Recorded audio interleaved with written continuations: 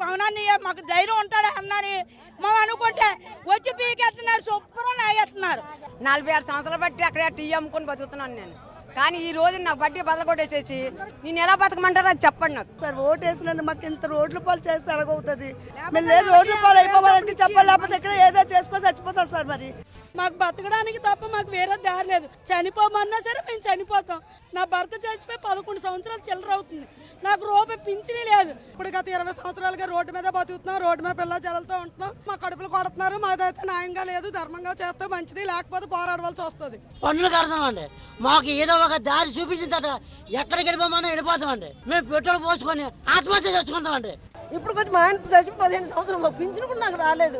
అతను గెలిపించాం, ఎందుకు మీరు రోడ్డు మీద పడి చచ్చిపోవాలా? ఈ ప్రభుత్వం వచ్చిన తర్వాత, తెలుగుదేశం వచ్చిన తర్వాత రెండోసారి తీసారు. మేము ఎక్కడ బతకాలి సార్? ప్రశ్నించాల్సిన బాధ్యత ఉన్న పార్టీ ప్రశ్నించకుండా సినిమా ప్రమోషన్లలో బిజీగా ఉండటం ఏంటి అన్న ప్రశ్న వినిపిస్తోంది. అలాగని ప్రజలు ప్రశ్నించకుండా ఉండలేరుగా. అందుకే ప్రశ్నించే పార్టీని విశాఖలో రోడ్డున పడ్డ చిరు వ్యాపారుల కుటుంబాలు ఓ 5 ప్రశ్నలు అడుగుతున్నాయి. అవేంటో ఒక్కసారి మనం స్క్రీన్ పైన చూద్దాం. రైట్, ఇప్పటంలో వైలెంట్గా రియాక్ట్ అయింది మీరే కదా ఓజీ. విశాఖలో వేలాది దుకాణాలు కూల్చేస్తే సైలెంట్గా ఉన్నారు క్యాజీ. క్వశ్చన్ నెంబర్ 2, ఇప్పటంలో ఇల్లు కూల్చేశారనే అబద్ధాలతో ఓవర్ యాక్షన్ చేసింది మీరే కదా ఓజీ. బాబు విశాఖలో దుకాణాలు కూల్చేస్తే కామ్గా ఉన్నారు క్యాజీ. క్వశ్చన్ నెంబర్ 3, కూల్చేయాలని పిటిషన్ వేసింది జనసేన కార్పొరేటరే కదా ఓజీ. సనాతనని చెప్పుకుంటూ వేలాది కుటుంబాల కడుపు కొట్టారు క్యాజీ. క్వశ్చన్ నెంబర్ 4, చిరు వ్యాపారుల పైకి బుల్డోజర్లు పంపించింది మీరే కదా ఓజీ. ఉర్సా లూలుగాళ్లకు 99 పైసలకు భూములు దోచిపెడతారు క్యాజీ. క్వశ్చన్ నెంబర్ 5, వేలాది మంది చిరు వ్యాపారులు కన్నీళ్లతో రోడ్డెక్కారు కదా ఓజీ. మీరు టికెట్ల రేట్ల పెంపు, సినిమా ప్రమోషన్లలో బిజీగా ఉన్నారు క్యాజీ. అయినా పవన్ కళ్యాణ్కు తన సినిమా టికెట్ల రేట్ల పెంపుపై ఉన్న శ్రద్ధ చిరు వ్యాపారుల కష్టాలపై ఉంటుందా? అసలు పాపం చేసింది చంద్రబాబు. చిరు వ్యాపారులు రోడ్డు పక్కన స్థలం లేదట, వ్యాపారాలు చేసుకోవడానికి వీల్లేదట. జగనన్న తోడు ముద్రా లోన్స్తో వ్యాపారాలు చేస్తుంటే చూస్తూ ఊరుకోరట. ఎన్ని కుటుంబాలనైనా ఎన్ని వ్యాపారాలనైనా తమ బుల్డోజర్ల కిందేసి తొక్కేస్తారట. అయ్యా చంద్రబాబు నాయుడు గారు, ఒక్కసారి ఆ ఉర్సాగాళ్ల ఉనికేంటో చెబుతారా? వాళ్ళకు మీరు ఎన్ని ఎకరాలు దోచిపెట్టారో చెబుతారా?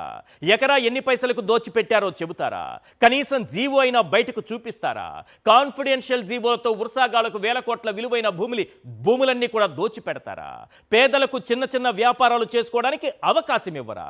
అయ్యా చంద్రబాబు నాయుడు గారు, లూలు గోల్మాల్ మీద మీకున్న శ్రద్ధ ఏపాటిదో అందరికీ తెలుసు. విశాఖ నడిబొడ్డున అత్యంత విలువైన ప్రాంతంలో ఎకరం 150 కోట్లకు పైగా పలికే చోట దాదాపు 14 ఎకరాలు దోచిపెట్టారే. 2000 కోట్ల రూపాయల ప్రజల ఆస్తిని అప్పనంగా అప్పగించేశారే. లూలుగాళ్ల మీద, ఉర్సాగాళ్ల మీద ఉన్న ప్రేమ మీకు ఓట్లేసిన పేదల మీద లేదో సార్? అసలు గీతం యూనివర్సిటీ ఆక్రమించిన భూములెన్ని? 2014-19 మధ్య పచ్చనేతలు విశాఖలో కొల్లగొట్టిన భూములెన్ని? లూలు ఉర్సాగాళ్ళు ఉన్నారు కదా, ఆ కంపెనీలకు దోచిపెడుతున్నటువంటి భూములెన్ని?